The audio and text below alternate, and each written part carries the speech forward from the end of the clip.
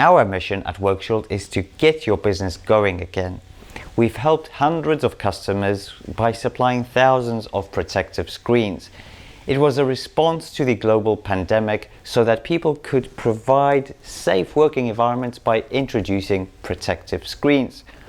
Luckily now the pandemic is over, or at least we are getting used to living with it. And also because of the successful rollout of the JAB program, we can now get back to normal, whatever the new normal is like.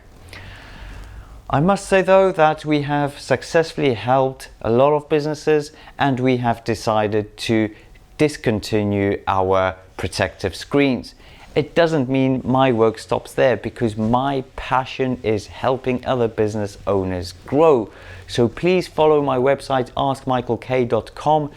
Follow me on social media, where I share a lot of business knowledge and experience as to how you can grow your business.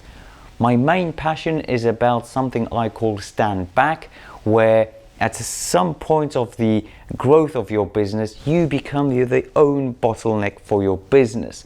Therefore, you have to replace yourself with systems and procedures so that your company can operate like a well-oiled machine without you having to be there. So from now on, it is not about getting your business going, it's about getting your business growing again. See you soon. Thank you.